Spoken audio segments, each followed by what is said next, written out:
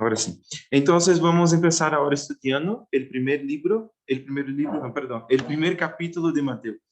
Particularmente es muy bueno, yo estoy muy contento por eso, de verdad, porque desde el comienzo de año haciendo estudios por Zoom, haciendo estudios virtuales y ahora el primer estudio que yo voy a hacer presencialmente.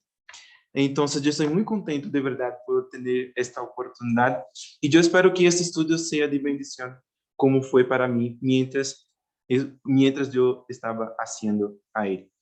Bien, la división del estudio, ya como tengo el costumbre de hacer, en la introducción yo voy a hacer una presentación del capítulo, hablar algunas cosas de él, todo, y en desarrollo yo voy a hacer la lectura y la exposición del capítulo y después palabras finales y una previa de la célula. Entonces, nosotros hoy día vamos a estudiar el capítulo y en la célula vamos a tener una profundización de las cosas que estamos estudiando ahora. Entonces, yo voy a hablar un poquito de lo que yo voy a hablar en la célula del próximo jueves. Yo creo que es el nombre correcto del día. Entonces, bien, vamos ahora a empezar este estudio por el comienzo con la introducción. Déjame ver si está bien. Creo que usted está viendo bien las diapositivas, todo. Ya, perfecto. Bien, la presentación del estudio. En el tamaño, está bien. Bien, el domingo pasado comenzamos a estudiar el Evangelio de Mateo.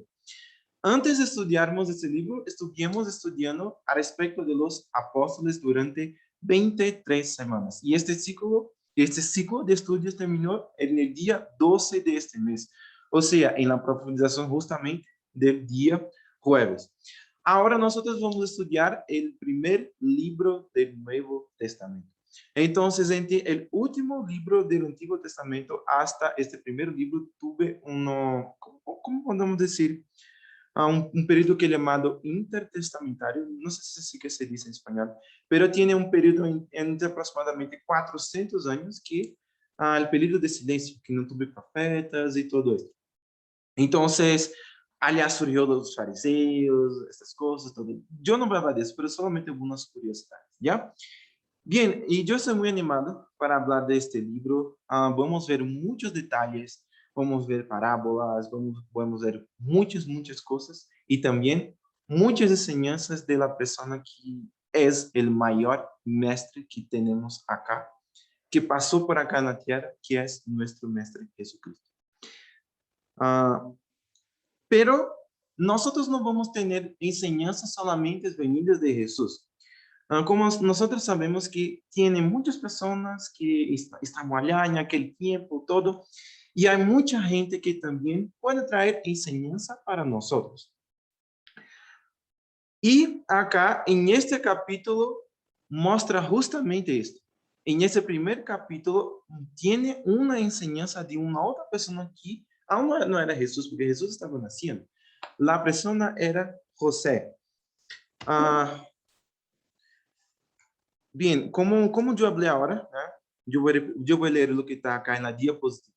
Como acabo de decir, podemos ver buenos ejemplos a través de otros, no solo de Jesús. Y ese capítulo estudiaremos es una prueba de eso. En él hay una gran enseñanza que viene de José, el padre adoptivo de Jesús. Es un padre adoptivo que nosotros sabemos que no es el padre de José. El José hizo el papel, podemos decir así, de padre terrenal acá de Jesucristo acá en la tierra. Pero yo voy a comentar de esa enseñanza después. Yo no tengo ganas de hablar ahora, no es el momento de hablar de este punto. Yo voy a hablar en el próximo jueves. Yo voy a hablar algunas cositas, pero en el próximo jueves, en la célula, yo voy a hacer un enfoque mayor en esta enseñanza que viene de José. Mi intención ahora es de presentar detalles, hablar algunas cosas al respecto del capítulo, para que nosotros podamos conocer algunos detalles, para que nosotros podamos ver algunas cositas que tal vez no están muy visibles a nuestros ojos si nosotros solamente leemos. Yo leí Mateo, perfecto, yo estudié todo. No, hay algunos detalles que nosotros necesitamos estudiar de algunas otras fuentes y todo, ver todo esto. Entonces, yo tengo la intención ahora de presentar estos detalles que yo vi. Bien, Vamos ahora para el desarrollo, donde nosotros vamos a hacer la lectura y la exposición del capítulo. Mateo 1, genealogía de Jesucristo. Versículo 1. Libro de la genealogía de Jesucristo, hijo de David, hijo de Abraham. Abraham engendró a Isaac, Isaac a Jacob, y a Jacob a Judá y a sus hermanos. Judá engendró de Tamar a Fares y a Sara, Fares a Esrom, y Esrom a Aram. Versículo 4. Aram engendró a Aminadab, Aminadab a Naasón, y a Naasón a Salmón. Salmón engendró de Raab a Boz, Boz engendró de Ruth a Obed, y Obed a Is. Isaí engendró al rey David, y el rey David engendró a Salomón de la que fue mujer de Urías. Salomón engendró a Roboam, Roboam a Abías, y Abías a Asa.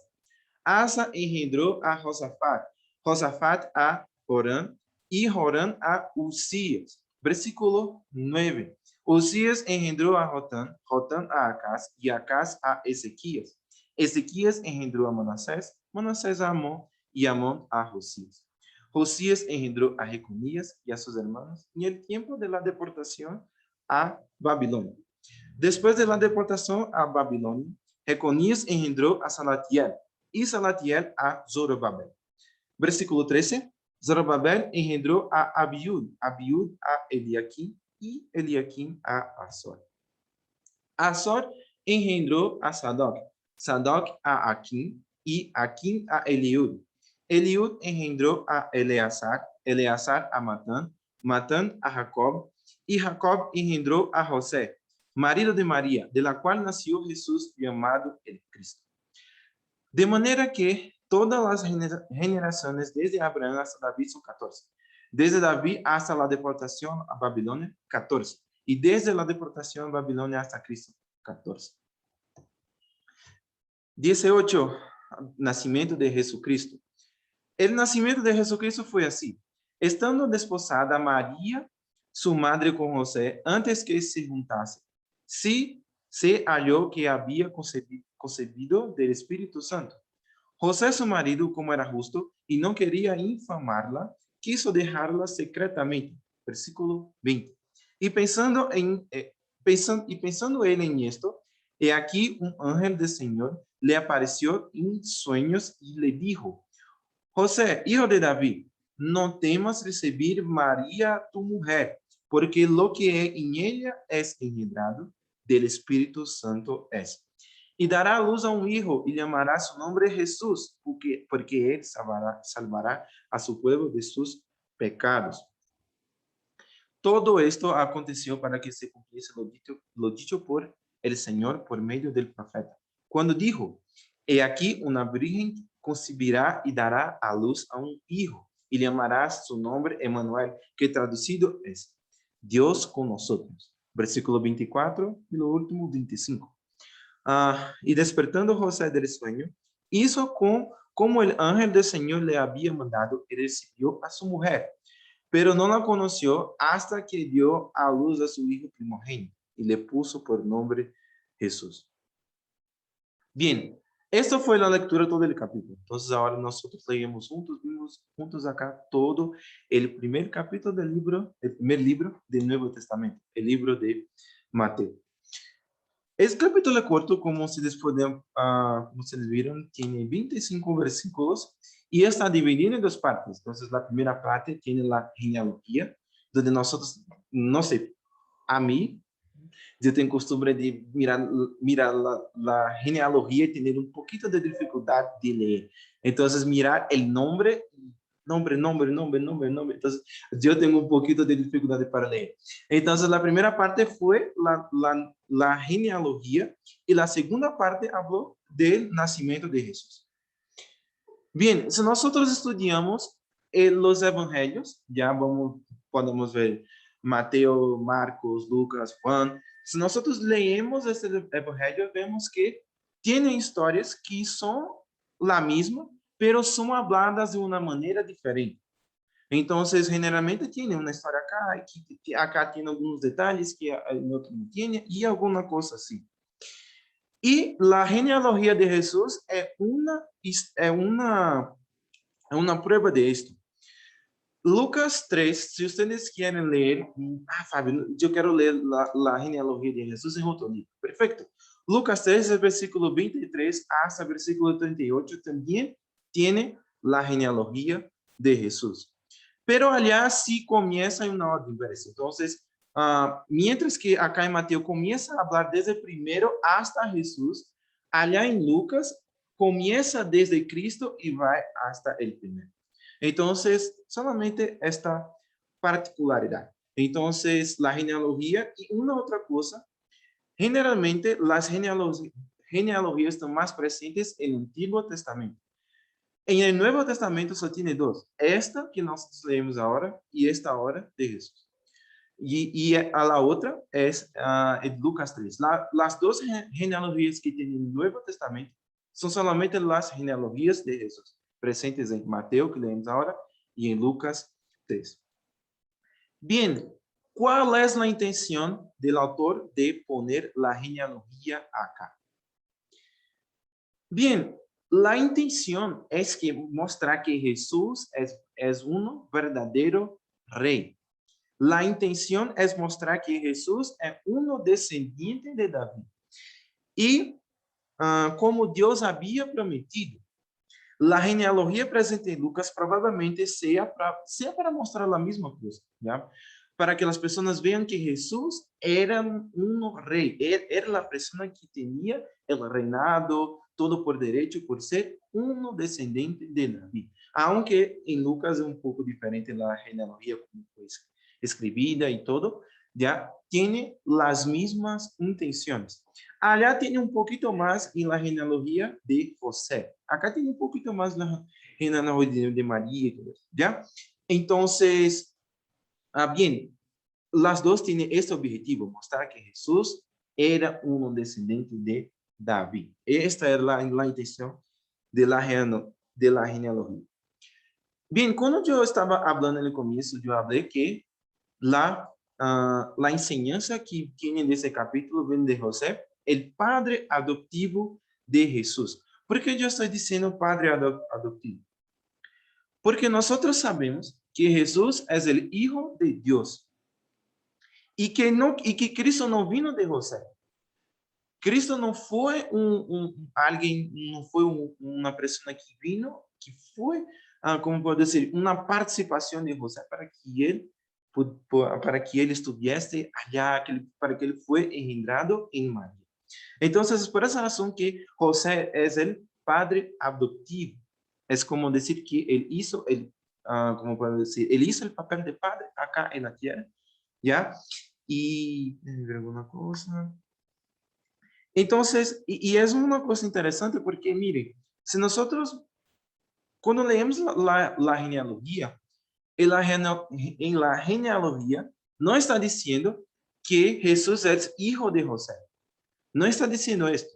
Solamente está diciendo que Jesús vino por María a través del poder del Espíritu Santo. Entonces, José, él hizo el papel de padre terrenal acá, ¿ya? Déjame ver si una cosa. Pero es por esa razón que en la genealogía no tiene diciendo que Jesús no es hijo de José. ¿Ya? Entonces, solamente un comentario al respecto de esto. Hay una curiosidad dentro de esta genealogía. ¿Ya? Entonces, nosotros leemos ellas, nosotros miramos ellas así. Tal vez nosotros no vamos a mirar con muchos detalles esto que yo voy a hablar ahora. La lista que leemos, ella fue ajustada, podemos decir así. Ella fue cortada para ajustarse a un patrón que tiene en el versículo 17. Déjame volver acá. Versículo 17. De manera que todas las generaciones desde Abraham hasta David son 14. Desde David la deportación a Babilonia, 14. Y desde la deportación a Babilonia hasta Cristo, 14. Entonces, esta genealogía que está escrita acá, que fue escribida acá, ella fue ajustada para que ella esté dentro de este patrón. Fábio, o que es esto? ¿Qué patrón es este que tú estás diciendo? Hermanos, yo voy a mostrar ahora para ustedes. 14 es 7 veces 2. 7 es el número de la perfección. 6 números 7 estaban presentes en esa genealogía, o sea, 2 de la generación desde Abraham hasta David, el primer 14, 2 desde David hasta hasta el exilio en Babilonia, la deportación que estaba diciendo, el segundo 14, y otros 2 desde el exilio, la deportación, hasta Cristo, el tercer 14. Siguiendo esa lógica, Jesús sería el séptimo. O sea, comenzaba la perfección en su forma más perfecta. Entonces, tiene uno, ¿cómo puedo decir? Tiene una área del estudio que es llamada de numerología.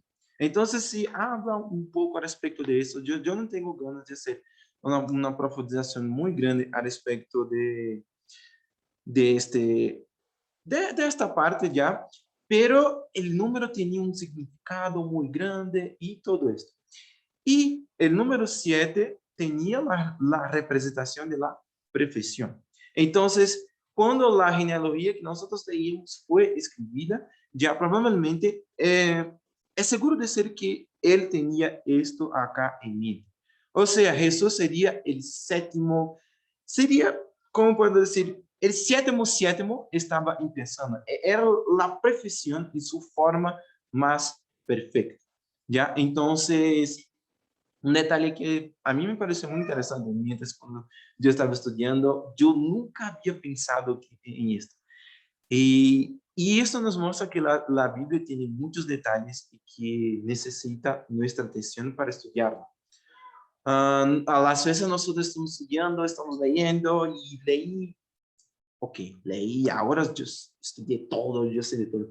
Pero si nosotros leemos la genealogía solamente, nosotros no vamos a conocer detalles como este. Entonces, la Biblia fue escrita para personas que no fueron para nosotros. Las personas tenían muchos, como puedo decir, a ellos les importaba muchísimo tener esos detalles, estos números, tenía significados de todo. Entonces, si nosotros leemos rápidamente, no vamos a ver estas cosas. Pero eso muestra la importancia que nosotros tenemos que nos enfocarmos, estudiarmos, enfocarnos en un texto y procurar conocer un poco más de él. Bien, en el versículo 1, déjenme volver acá para que ustedes vean. En el versículo 1 dice, libro de la genealogía de Jesucristo, hijo de David, hijo de Abraham. Bien, lo que es esto. Esto es una referencia a una promesa que Dios hizo a David. Y esta promesa fue que David nunca iba siempre a tener uno descendiente suyo en el reinado. ¿Ya? Entonces, esta es una referencia a esta promesa que fue hecha por Dios a David. Fábio, ¿dónde está esta promesa? Esto está en 2 de Samuel, capítulo 7, del versículo 8 hasta versículo 16. Ya, yo no voy a poner acá, pero si alguien tiene ganas de ver un poquito más de esta promesa está presente en, yo voy a repetir, 2 de Samuel, capítulo 7, del versículo 8 hasta versículo 16. Si alguien va a leer, ya, esta parte tiene toda la promesa. Tiene muchas palabras de Jesús, todas esas cosas. Pero si alguien quiere leer directamente, ir directamente para la promesa hecha por Dios a David está en versículo 16, ¿ya? Entonces, esta parte, esta promesa hecha por Dios está presente en este libro del Antiguo Testamento, ¿ya? En los versículos 3 y 6, déjenme volver acá una vez más. En los versículos 3 y 6, miren, Judá engendró de Tamar a Fares y a Zara, Fares a Esrom y Esrom a Aram. Versículo 6. Isaí engendró al rey David y rey David engendró a Salomón de la que fue mujer de Urías. Versículo 5 también tiene que también tiene Ruth, todo. Entonces, vean una cosa acá. Como yo hablé, no creo que hablé, pero las genealogías, elas son importantes. Las personas tenían muchas ganas de saber dónde vino alguien, alguna cosa así, todo, porque esto era una cosa muy importante para la sociedad en aquel tiempo. Y eso no era solamente en las cosas que están escritas en la Biblia. No. Esto también era importante para las personas que en aquel tiempo, en el mundo en general. ¿Ya? Pero hay un detalle. No tenía un costumbre de poner nombre de mujeres en la genealogía. No era una cosa que era normal poner en una genealogía nombre de mujeres. El enfoque era la descendencia del hombre y todo esto. Y la presencia de la mujer acá nos llama la atención para un detalle. Eso nos muestra que Dios no le importa las personas que no eran de origen judía o de una buena reputación. Entonces, para Dios esto no era una cosa, aún no es una cosa relevante. ¿Y por qué yo hablé de personas que no habían buena reputación? Yo voy a mostrar ahora acá, yo voy a poner ahora las diapositivas, en la diapositiva, algunas personas que no fueron grandes ejemplos de fe, de actitudes y todo eso, ¿ya? Tamar, versículo 3, tuvo hijos con su suegro Judá, Génesis 38. Raabe era uma prostituta de Jericó que ajudou a los espías judíos. Josué 2. Ruth era uma moabita que aceitou o Deus de sua suegra como seu Deus. Isso vocês podem ler em todo o livro de Ruth.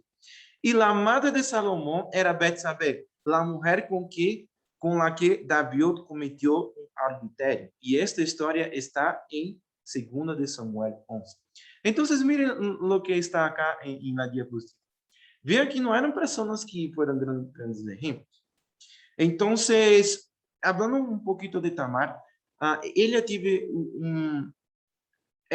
estaba casada con Judá y después de algunas cosas, Judá había prometido su hijo menor para él, ya porque él había perdido su marido y todo. Pero por alguna razón, él como puede decir, no cumplió su promesa. Y quando ele se aislou, foi para um outro local, e quando Judá chegou, foi allá, ele se disfarçou, podemos dizer assim, assim que se diz, e ele não reconheceu a ele, pensou que ele era uma prostituta. Então, ele foi, se echou com ela e teve um filho. Depois, bem, o que se passou foi esta acá. Então, não foi uma atitude muito exemplar. E as outras atitudes que estão aqui também, nós podemos ver que não foram pessoas assim. Hermanos, podemos tirar acá porque está um pouquinho frio, não há problema. Já. Graças. Então, veem que nós não foram pessoas assim que grandes exemplos de fé. Então, vean que son personas que Dios, no sé, a Dios no le importa esto, mirar alguna cosa, y yo voy ahora dejar en la Biblia solamente personas que van a paz. No, a Dios no le importa. Entonces, es una cosa muy interesante que nosotros podamos ver. Bien, un otro punto. Como yo hablé, la Biblia está llena de genealogías, y la mayoría de las cuales están presentes en el Antiguo Testamento. Como yo hablé, solo tiene 2 genealogías presentes en el Nuevo Testamento. Esta que leímos y la misma genealogía de Jesús que está presente en Lucas 3. Bien, nosotros muchas veces yo estoy hablando por mí, no veo así como una grande, es buenísimo, es muy importante la genealogía, qué bueno. Hoy día yo estoy muy animado para leer una genealogía.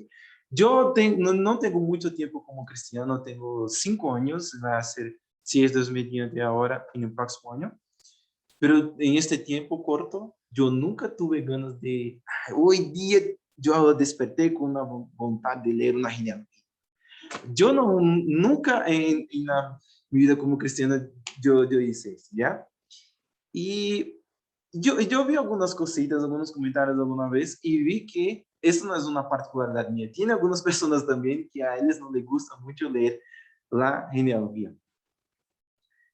Pero eso no debería ser así, porque gracias a una genealogía, nosotros podemos ver detalles, podemos conocer dónde vino alguien, dónde la historia empezó.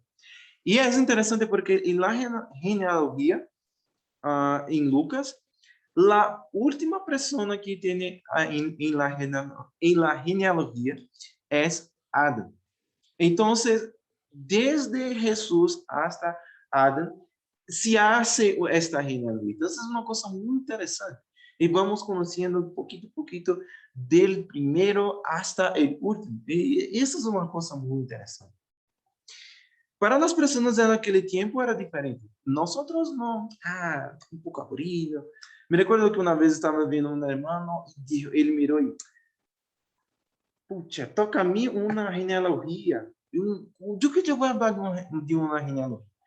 Entonces, para nosotros es un poco difícil, pero para las personas de aquel tiempo es una cosa muy importante. La genealogía era una cosa que era realmente tomada en serio, ¿ya?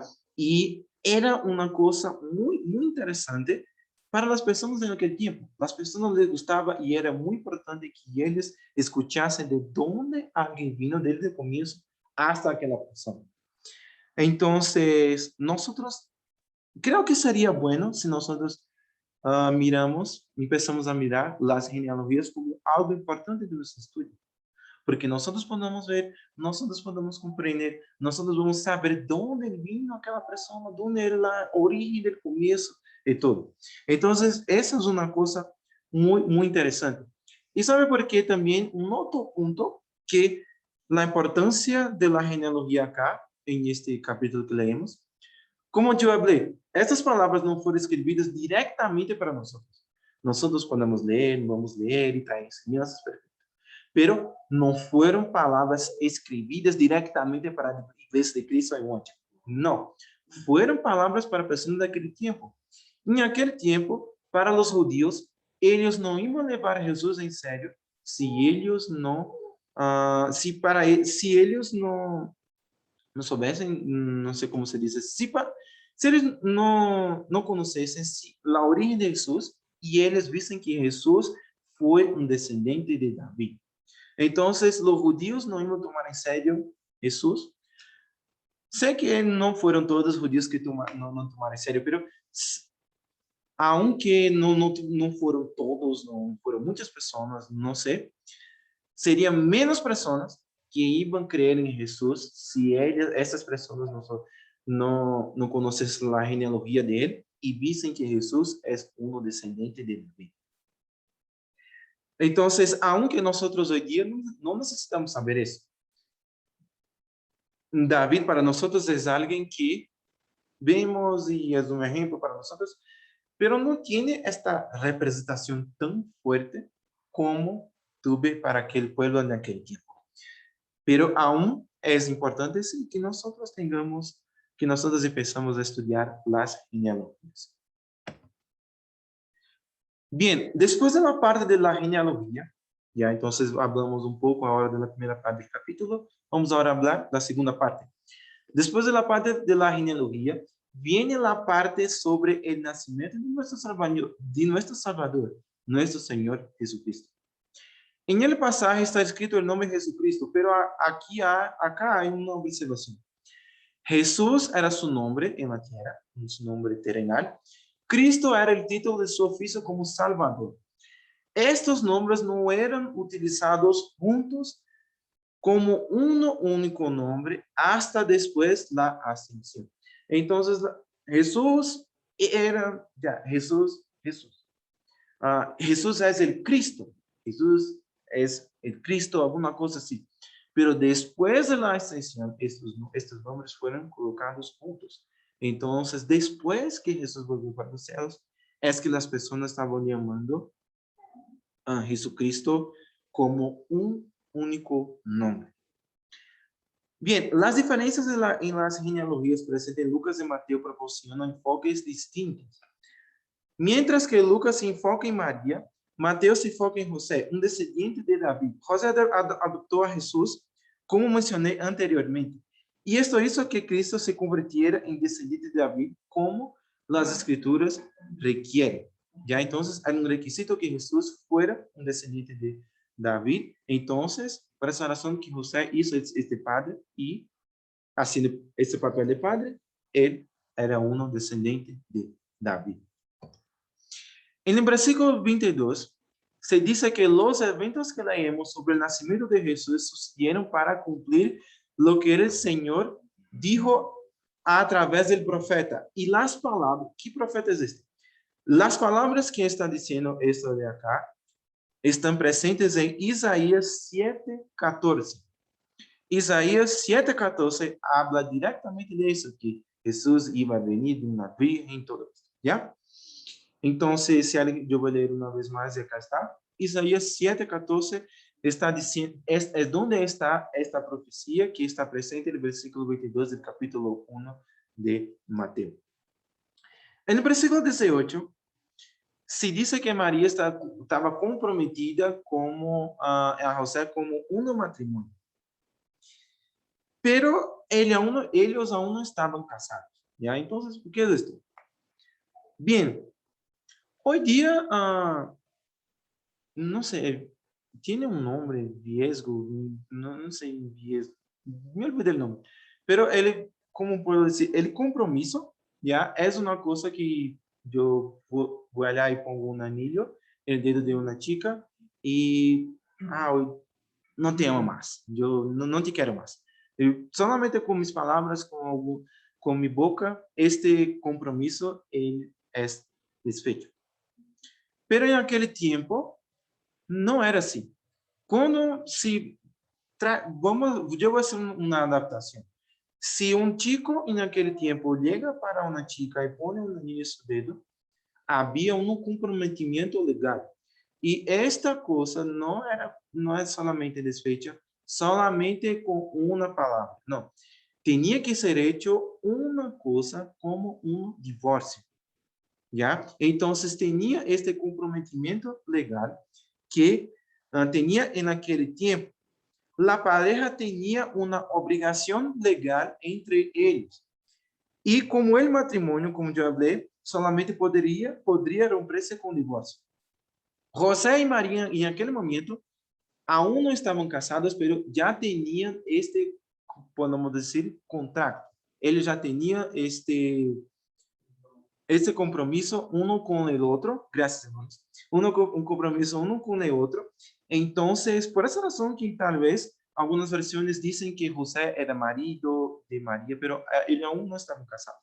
Pero como tenía este compromiso legal, es por esa razón que decían que ellos estaban casados y todo esto. Déjenme ver. En la Biblia, un otro comentario, en la Biblia se dice que José quería dejar secretamente a María. Él, cuando se enteró que su amada estaba embarazada, quiso romper el contrato matrimonial. Si esto se hiciera públicamente, expondría y difamaría a María, ya que tendría que decir para las personas, para la sociedad en aquel tiempo, que, en su opinión, ella lo traicionó. Entonces, tenía que tener una razón para que este compromiso sea desfecho. Entonces, si José, no se quiebra esta cosa, rompe este contacto matrimonial, entonces esto sería una difamación grave para María. Entonces, por esa razón que él dijo que él quería hacer secretamente, porque él no quería difamar a ella y Bien, por esa razón que él quis, para él sería bueno hacer así. Pero después de esto, ya José escuchó, José sabía que María estaba con alguien, podemos decir así, alguien dentro de ella. Un ángel se le aparece a ella y dice que, y le pide que los planes no sean desfechos. Y esto está presente en el versículo, ah, y esto está acá dentro de la historia, ¿ya? Y en el último versículo, del versículo 25, está diciendo, es que déjame ver la palabra que tiene acá, déjame ver. Acá está diciendo, versículo 25, pero no la conoció hasta que dio a luz a su hijo primogénito. O que es eso de acá? El autor estaba diciendo que José no tuvo una vida de casados con ella hasta el momento que Jesús vino. ¿Ya? Entonces, es por esa razón que dice que no la conoció.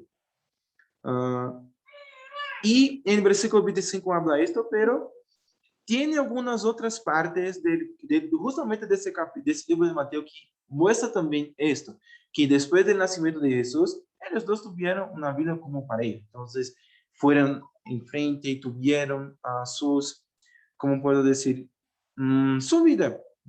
Por enfrente, continuaron el matrimonio, todo el proceso, vamos decir así, y ellos tuvieron una vida normal como una pareja. El capítulo 13, haciendo un spoiler, el capítulo 13 el versículo 55 al versículo 56, habla de los hermanos que Jesús tuvo. Entonces muestran que no fueron Jesús no fue el único hijo que ellos tuvieron, no tuvieron otros, y estos otros, claro, tuvieron, como podemos decir, la participación directa de José. Ok. Déjame volver ahora para la diapositiva.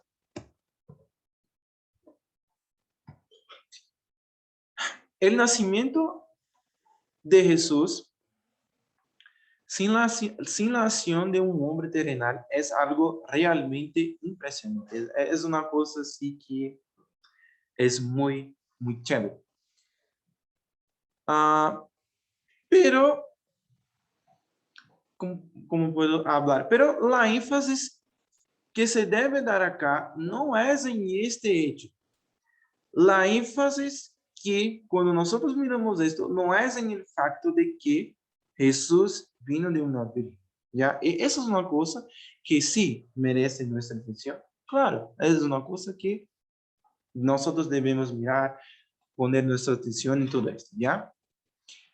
Pero el enfoque que alguien que realmente un verdadero cristiano, alguien que realmente quiere estudiar la Biblia, alguien que quiere tener la mentalidad correcta cuando se lee este texto, el enfoque que se debe dar es la acción del Espíritu Santo, cuyo poder hizo posible eso lo que nosotros leemos. Esto es lo que nos interesa. El hecho de que Jesús vino de una virgen es una cosa impresionante. Sí, es una cosa que merece nuestra atención, claro. Pero el enfoque es el poder del Espíritu Santo que hizo con que esta cosa fue posible. El milagro no debe ser rechazado, pero tampoco no debe ser el centro de nuestra fe, el centro de nuestra atención. No, el punto es el poder del Espíritu Santo. El nacimiento de una virgen no se menciona muchos en otros pasajes del Nuevo Testamento. Esa es una cosa muy hablada, no es una cosa muy enfocada. No, eso nos recuerda dónde debe estar nuestro enfoque. Si las personas en aquel tiempo no estaban poniendo mucha atención en esto, es porque eso no es una cosa tan importante. ¿Es un milagro? Sí, es una cosa impresionante, claro, pero eso no debe ser un grande enfoque. Y una cosa muy interesante acá, la divindad de Cristo no depende del camino que él vino. Entonces Jesucristo era quien él era, pero esto no dependía de cómo él vino para acá. Esto no tiene nada que ver con la manera con que él vino acá. La profecía de su nacimiento de una virgen solo tuvo un significado más profundo después de su nacimiento. O sea, como yo hablé en Isaías 7, está diciendo que Jesucristo iba a venir de una virgen. Pero las personas no estaban mirando así, ¡ah! Increíble, oh, una virgen o algo así.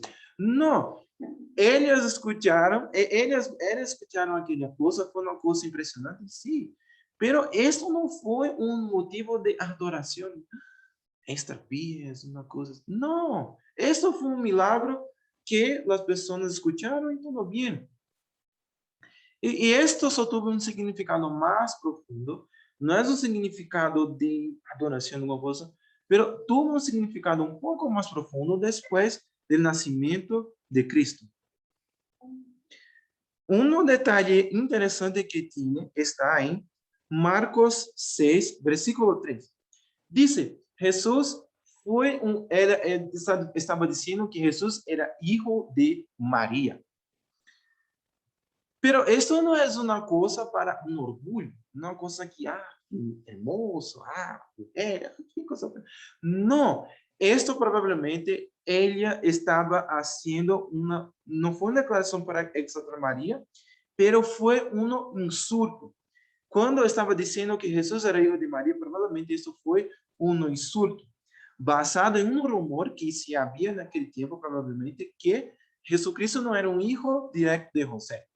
Entonces, esta palabra, estas palabras que tiene acá en Marcos 6:3, menciona este Jesucristo como hijo de María, pero como probablemente un insulto. Y tiene otras pasajes en la Biblia, algunos otros que pasan casi la misma idea. El milagro de un nacimiento virginal, yo no quiero atacar a nadie acá, ya, yo no quiero hacer un ataque, nada, ya, para alguien que no sé, que está acá, para alguien que está mirando acá por Zoom, alguien que va a mirar la grabación después. Pero el milagro del nacimiento virginal recibe una demasiada atención por parte de algunas personas. Pero esto no debe ser así. El enfoque acá es en la acción del poder del Espíritu Santo para que Jesús vino en aquel tiempo de aquella manera. Esto es el enfoque, el poder del Espíritu Santo. Y creo que Dios podría, no sé, te hecho otra cosa. Pero hay una razón para eso. Dios no hace nada sin ninguna razón. Entonces, Dios podría hacer de otras maneras. Sí, claro. Pero hay una razón para esto.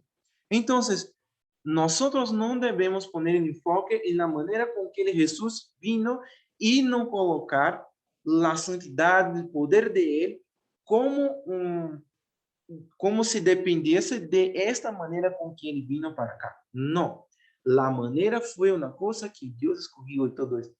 Pero el poder debe ser el Espíritu Santo que está con nosotros, que nosotros fomos bautizados, somos cristianos y está a disposición para aquellos que no aún no miraron a Jesús y no quisieron traer él para su vida. Entonces, el mismo Espíritu Santo que hizo eso con María, hizo con que el nacimiento virginal de Jesús eso sea posible, ¿ya? Este Espíritu Santo está a disposición de toda la tierra. Hablando de esto, yo voy a hacer un comentario, ya, yo voy a leer un comentario para terminar esta parte de estudio. Para terminar el estudio, vamos para la conclusión. Yo voy a leer un comentario, vamos a leer ahora acá un comentario de un genetista británico y teórico cristiano, profesor, llamado Eric J. Berry. Vamos a leer ahora lo que él está diciendo. La genética siempre ha parecido una barrera para la creencia de que Jesucristo nació de una virgen. Incluso si uno de los óvulos de María se hubiera desarrollado sin fertilización, un proceso llamado de partenogénesis, y que ocurre regularmente en algunos pulgones de abeja, el niño habría sido una mujer como su madre. De alguna manera, Jesús debió haber recibido un cromosoma Y, De lo contrario, no habría sido un hombre. Sin embargo, ahora sabemos que existen mecanismos genéticos por los que, en teoría, esto podría ocurrir. O sea, existe alguna teoría que muestra que esta cosa que se pasó para que Jesús vino como un hombre podría ocurrir. Esta no es una manera de degradar la importancia al nacimiento virginal, ni de hacerlo menos milagroso, pero eso es muy, muy importante y a mí me gustó mucho cuando leí esto. Nos ayuda a comprender los métodos que Dios pudo haber usado. Entonces, probablemente, viendo esta cosa, ya que hay una manera, en teoría, probablemente Jesús utilizó esta manera para que, perdón, Dios utilizó para que Jesús vino como un hombre. Tenemos que reconocer que,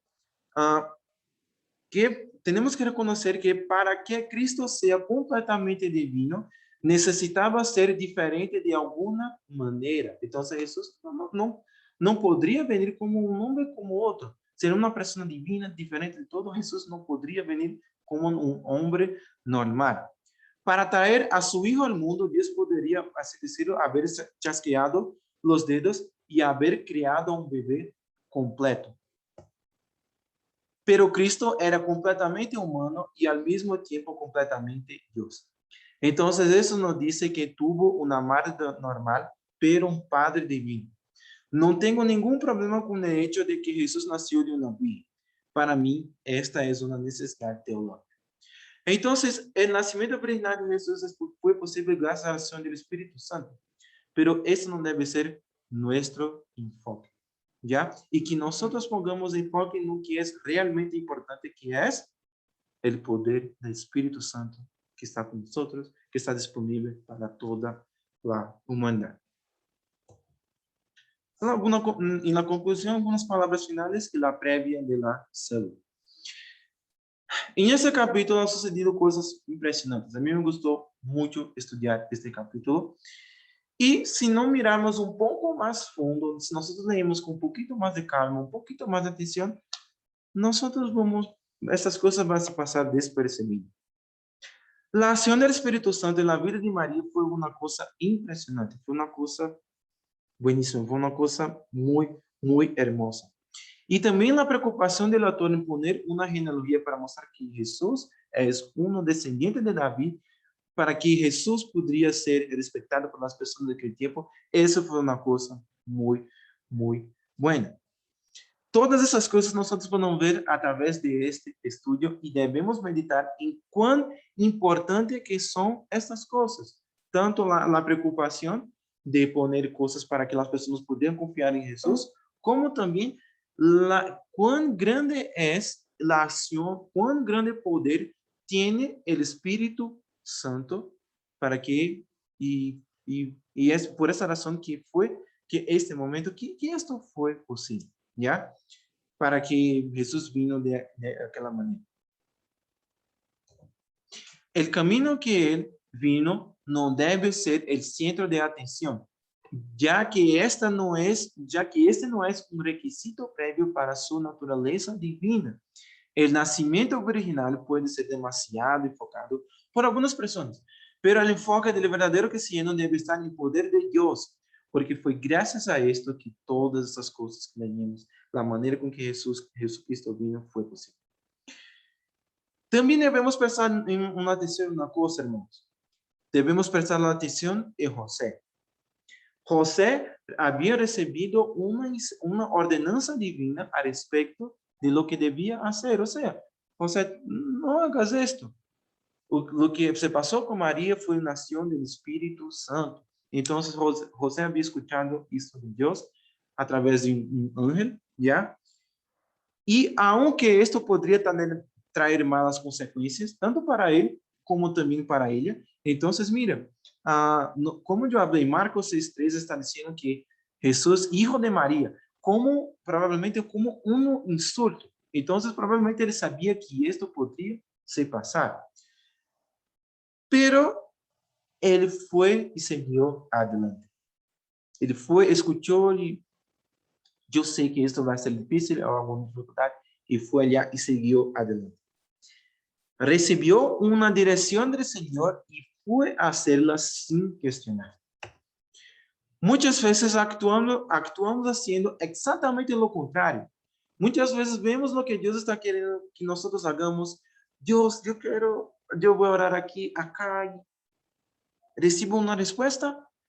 Cuando Dios me contesta o vemos la voluntad de Dios para con nosotros en la Biblia, ¿qué hacemos? Es muy difícil. No, es muy exigente, alguna cosa así. Muchas veces actuamos de esta manera, pero nosotros no debemos ser así. José nos muestra lo que no debemos hacer. Escuchar la voluntad de Dios y hacerla sin cuestionar. Esto es una gran enseñanza que tiene acá para nosotros a través de José. Pero yo voy a hablar un poquito más de esto en la profundización del próximo jueves. ¿Ya? Hermanos, yo espero que tenga sido de bendición para todos. Muchas gracias por la atención de ustedes. ¿Ya? ¿Pueden hablar, hermano? Sí. El tema de tecnología es muy importante porque ahí vamos a ver la historia de toda la humanidad. De toda la humanidad, no solamente, sino de toda la sociedad en general. Y cuán importante es el hombre para Dios, hasta el punto que Dios hizo hombre. En Mateo nada como a los 22, ¿no es cierto? Generaciones, ¿cierto? En Lucas habla